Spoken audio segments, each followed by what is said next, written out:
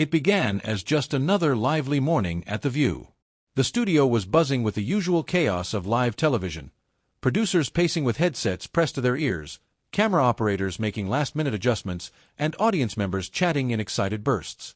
Outside, on West 66th Street, a line of fans stretched down the block, many clutching old movie posters, cameras, and handwritten notes in the hope of catching even a glimpse of one of Hollywood's most enduring icons, Johnny Depp.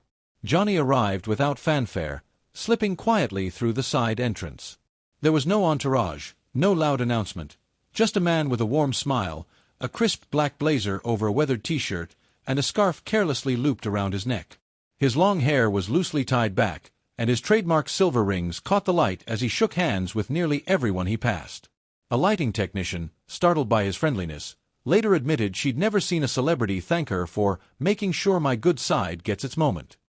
In the green room, Johnny's presence shifted the atmosphere. Sarah Haynes and Sonny Hostin chatted easily with him about his latest role, laughing at his self-deprecating stories, a flubbed line on set that became a running joke, an old guitar he swore had more personality than half of Hollywood, and even a mischievous anecdote about his dogs. Even Alyssa Farrah Griffin, new to the panel and often more guarded, found herself grinning when Johnny noticed her necklace and asked, genuinely, about her children. But Joy Behar was a different story. She sat alone at the table on set, scribbling furiously on her note cards. Crew members approached more than once to see if she needed anything, and each time she brushed them off with a curt, "I know what I'm doing." She didn't join the backstage banter. She didn't share in the smiles. Her focus was locked, her body language sharp and closed off. The first segments of the show went as expected, a mix of political sparring and light celebrity gossip, though Joy seemed unusually terse, cutting off co-hosts mid-sentence and dismissing jokes with quick, dry retorts. The audience laughed politely, but there was an undercurrent of unease, as though something unseen was brewing. When Sarah finally turned to introduce Johnny, the mood changed instantly. The crowd erupted into cheers, many rising to their feet. Johnny walked onto the stage with his easy, almost lazy grace, hands tucked into his pockets, his eyes glinting with a playful energy. The applause stretched longer than usual, prompting Joy to mutter into her mic, "All right, let's save some of that." Her tight smile as they shook hands was polite, but just barely. At first, Sarah steered the conversation toward Johnny's new indie film. He spoke passionately about his character, a man broken by loss but finding a way back through unlikely friendships. His words were heartfelt, his voice soft yet certain. The audience leaned in, listening.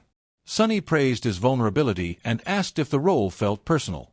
Johnny paused thoughtfully before answering, "I think anyone who's ever been misunderstood, or written off too soon, can relate. So yes, in a way, it's personal." The audience responded with warm applause. That's when Joy leaned back, arms crossed. "Personal, huh?" she said, loud enough to slice through the clapping. "That's convenient, because for someone with such a public, let's call it, complicated, life, you're awfully good at making yourself the victim in every story." The air in the studio thinned. Johnny's head tilted slightly, his expression unreadable. "I think we've all been victims at one time or another," he replied evenly. "What matters is who we become afterward." Joy smirked. "Or who you convince people you've become." A few audience members laughed awkwardly. From that moment, the tone of the interview shifted. Each time Johnny spoke about redemption, resilience, or personal growth, Joy countered with a pointed remark about his past. Lawsuits, headlines, and relationships splashed across tabloids. She dismissed his answers as poetic spin and accused him of hiding behind charm and scarves. Johnny kept his composure, but his responses grew shorter, his pauses longer. The audience could feel it, the clash between warmth and hostility, grace and provocation. Finally, Joy delivered the line that broke the last thread of civility. "Maybe you should try that redemption speech on your ex-wives," she said, leaning forward. The audience gasped.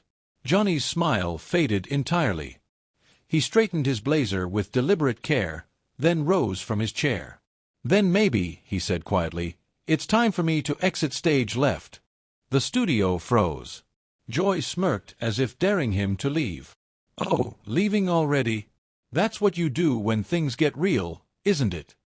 Johnny met her gaze, his voice steady. "You mistake grace for weakness. You mistake composure for cowardice."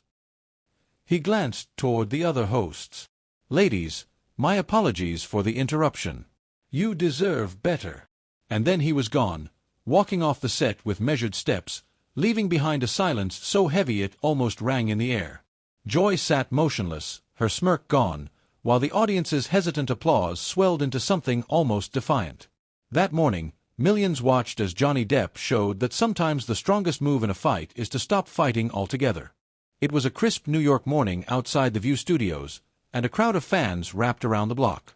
The air was buzzing with chatter about the day's special guest, Johnny Depp. Inside, the green room was warm with the hum of quiet conversations, laughter, and the clinking of coffee mugs. Johnny, as always, carried himself with a quiet charm, greeting everyone he passed with a handshake or a kind word. The crew, accustomed to celebrities sweeping in with layers of publicists and demands, found themselves disarmed by his easy manners. He complimented the makeup artist's earrings, asked a stagehand about his weekend fishing trip, and even took a moment to thank the sound engineer for adjusting his mic. It was these small gestures, unforced, genuine, that seemed to ripple warmth through the room.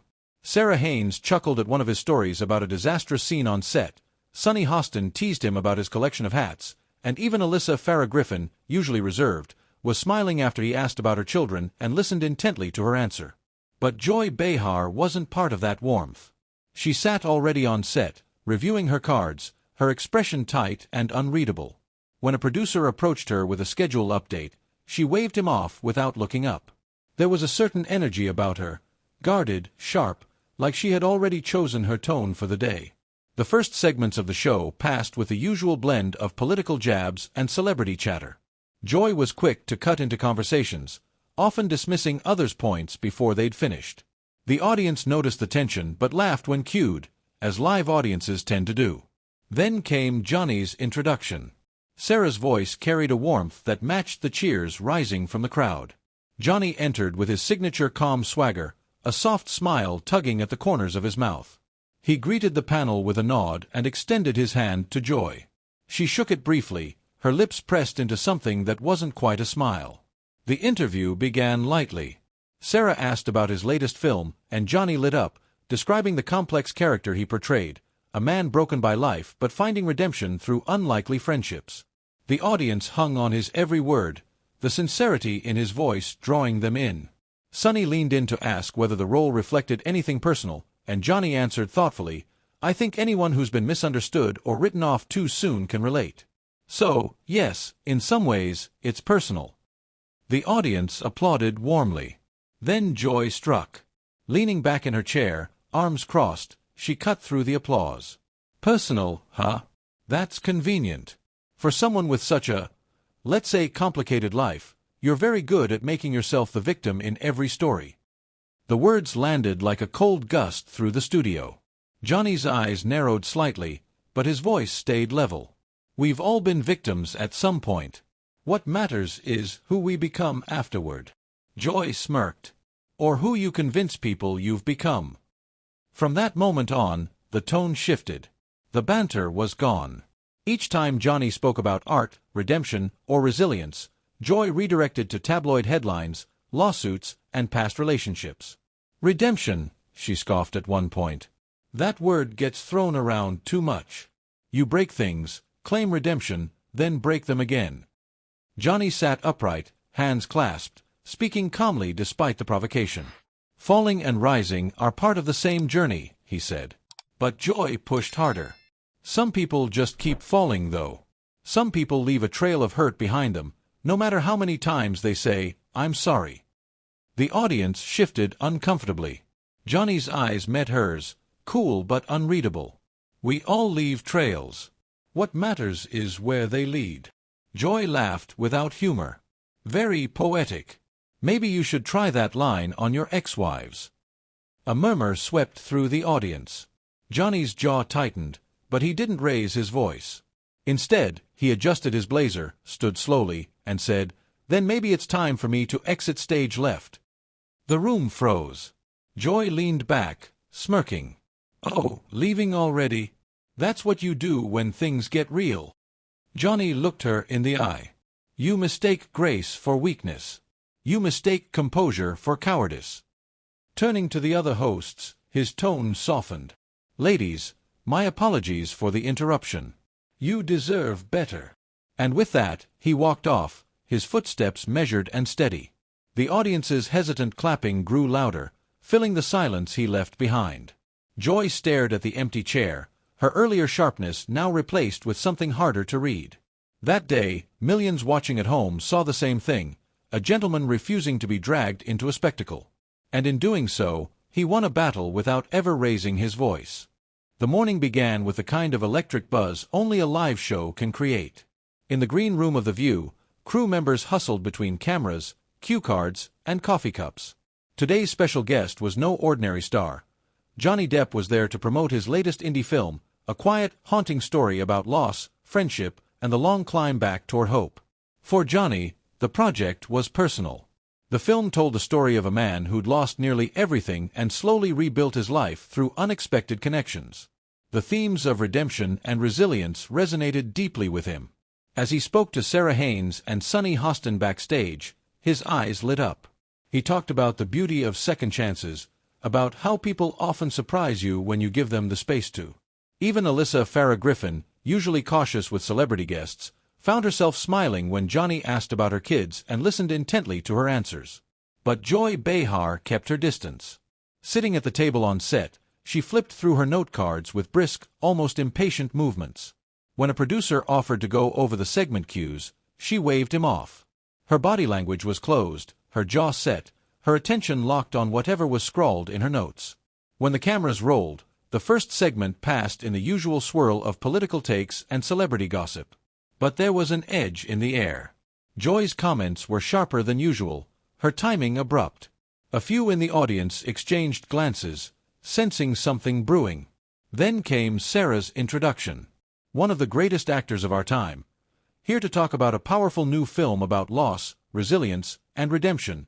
Please welcome Johnny Depp. The applause was thunderous. Johnny walked in with his signature unhurried grace, scarf draped loosely, rings glinting under the lights. He greeted each host warmly, including Joy, whose handshake was brief and cool. The conversation began on a high note. Sarah asked about the film's central message.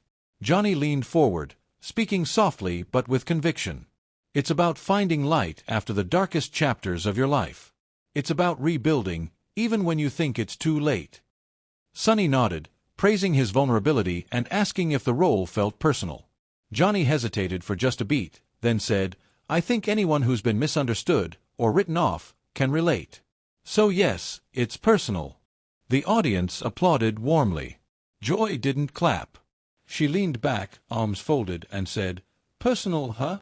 That's convenient. Because with a life as complicated as yours, you've had plenty of practice playing the victim." The applause died instantly. Johnny's gaze shifted toward her, calm but steady. "I think we've all been victims at some point. What matters is who we become afterward." Joy smirked. "Or who you convince people you've become." From then on, she abandoned any pretense of talking about the film. Instead, she drilled into his personal history, lawsuits, relationships, and headlines long dissected by tabloids. "Redemption," she scoffed at one point, "is a word people like to throw around when they want a clean slate without cleaning the mess they left behind." The audience shifted uncomfortably, their earlier excitement fading. Johnny kept his composure, answering with measured calm, "Falling and rising are part of the same journey." Joy pressed harder. "Some people just keep falling. And some leave a trail of hurt no matter how many times they say, sorry." Johnny met her gaze without flinching. "We all leave trails. What matters is where they lead." Her response was a humorless laugh. "Maybe you should try that line on your ex-wives." Gasps rippled through the crowd. Even the co-hosts glanced away, suddenly fascinated by their notes. Johnny's smile disappeared entirely. He adjusted his blazer with slow precision, then rose from his chair. "Then maybe," he said evenly, "it's time for me to exit stage left." Joy arched an eyebrow. "Oh, leaving already? That's what you do when things get real." Johnny looked at her, voice low and steady. "You mistake grace for weakness. You mistake composure for cowardice." His eyes swept the table. "Ladies, My apologies for the interruption. You deserve better. The audience's tentative applause grew into something louder, sharper, a show of solidarity.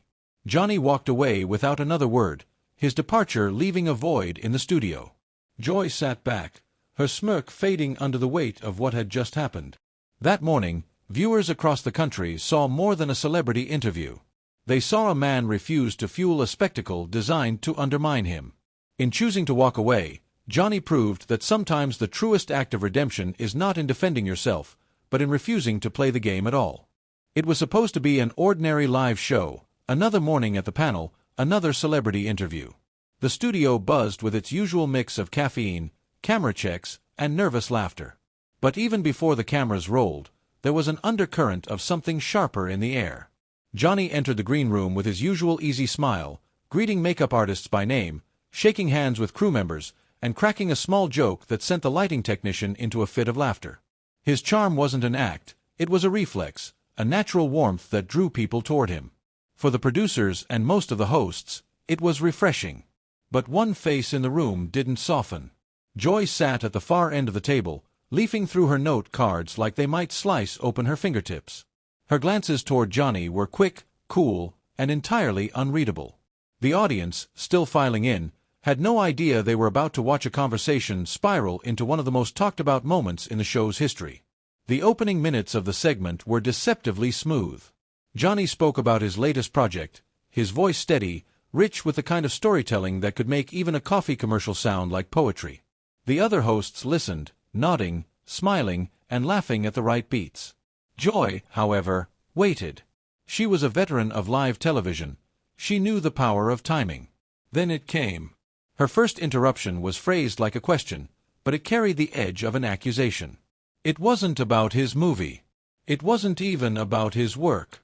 It was about him, his past, his choices, the messier chapters of his life that tabloids had devoured and misrepresented for years. Johnny paused, smiled faintly, and answered with measured words. But she pressed again. The air in the studio shifted. The laughter stopped. The other hosts glanced at each other, unsure whether to intervene or let it play out. Joy's tone grew sharper with each follow-up, her voice cutting into him with a precision that was less about curiosity and more about provocation. Johnny, still calm, leaned back in his chair. He didn't raise his voice. He didn't fire back with insults. He simply met her eyes, holding her gaze as if weighing whether this conversation deserved to go any further. Then, in a voice that carried not just through the studio but through the silence of everyone watching, he said, "There's a grace in knowing when to stop speaking and when to stop listening." The words hit harder than any outburst could have. Joy's expression faltered for the briefest second, just long enough for the cameras to catch it. The audience, unsure whether to clap or hold their breath, remained frozen. Johnny stood, adjusted the cuffs of his jacket, and offered a polite nod to the other hosts. And then he walked. No drama. No slammed chairs. No shouting. Just the deliberate, unshakable decision to remove himself from a conversation that had lost its worth. His exit was a statement in itself, one of quiet power. The moment replayed online within minutes, sparking debates, think pieces, and clips shared millions of times. Some saw it as an act of dignity. Others called it defiance. But everyone agreed on one thing: it was unforgettable. Sometimes grace doesn't look like smiling through the storm. Sometimes it looks like stepping away from the table entirely. If you believe dignity is worth defending, even in the face of public provocation, share this story. And tell me in the comments, was Johnny right to walk away?